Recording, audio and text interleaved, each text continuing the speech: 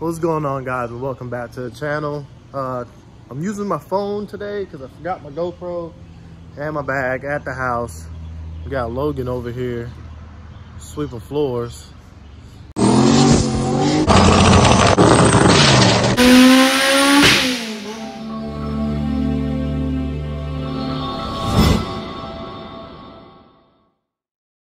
But today I'm probably gonna be doing some stuff on the black Trans Am. The intercooler and the piping came in today.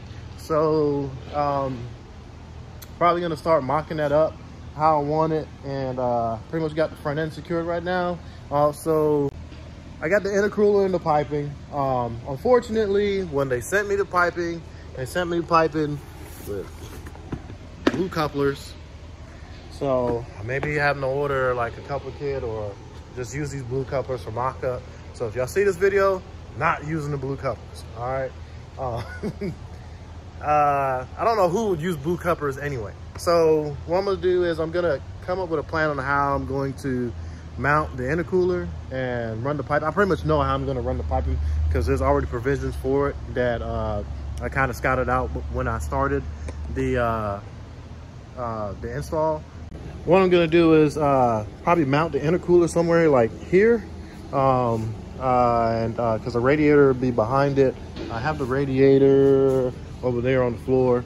Gonna put it up just so I can know. I need to have an air gap in between it so it does flow air between the intercooler and the radiator.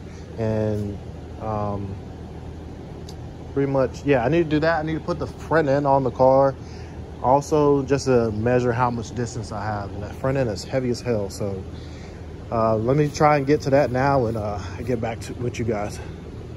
The video probably won't be too cinematic like my normal videos, just because I don't have the GoPro. So it's probably just gonna be like me putting stuff on the car, recording, and then putting more stuff on the car, and then recording, and then most of the time, I try to take y'all along with the process of the build, but this time it's gonna be probably a little bit different. All right, guys, so I got the front bumper on. I took the bumper support out, which I fought with like an idiot, but I really didn't need to. So if you look under here, plenty of room.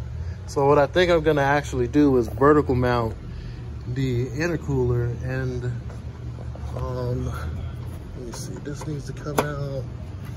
I can maybe also vertical mount the radiator. So if I do vertical mount the radiator, the fill neck would be somewhere right here, which is in like, well, it would be somewhere right here, which would be like an optimal position for it. And I can always cut it off, weld the tube onto the fill neck, so that we'll be able to fill the radiator from up top. And it'll still be, well, it'll be at a right angle, not at a 90-degree angle, and it'll still be slanted.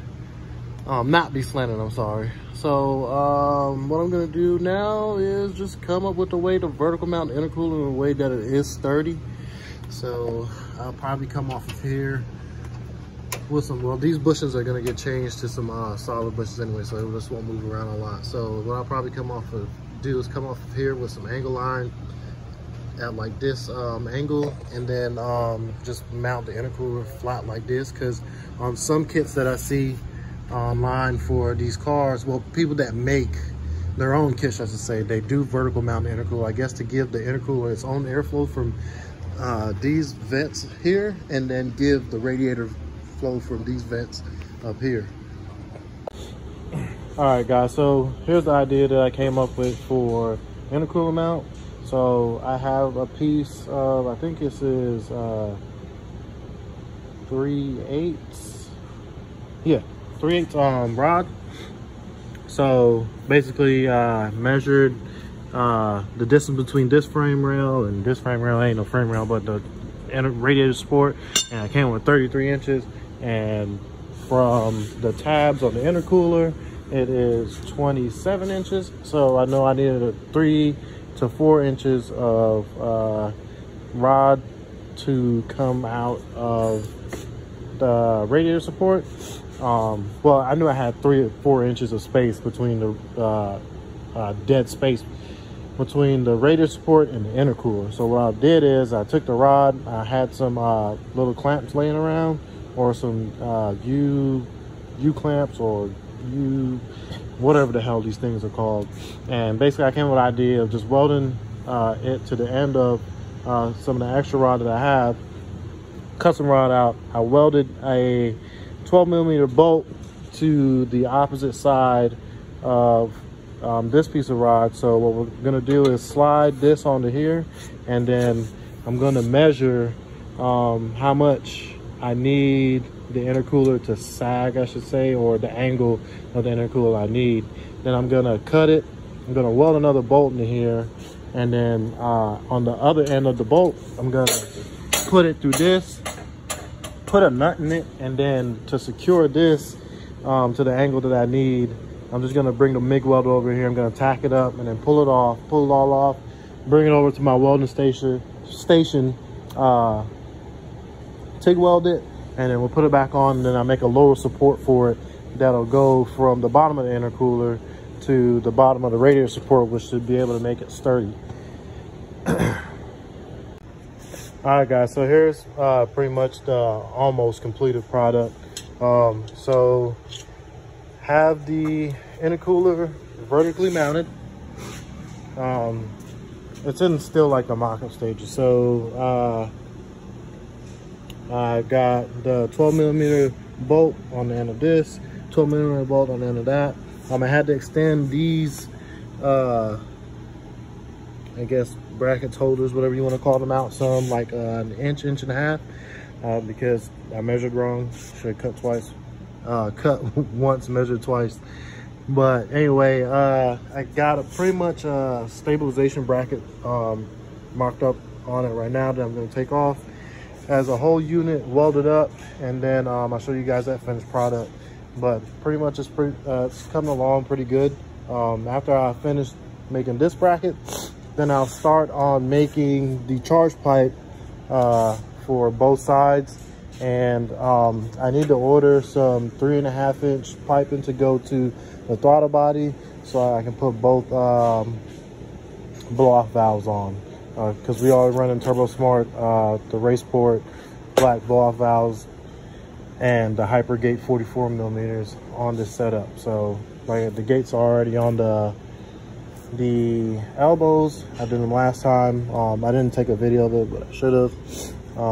But the turbos are pretty much clocked in a way that I can get the charge pipe into it. So what I'll probably do is cut a hole, cut this section out of the radiator support, so that I'll have more of a direct shot to the lower part of the charge piping.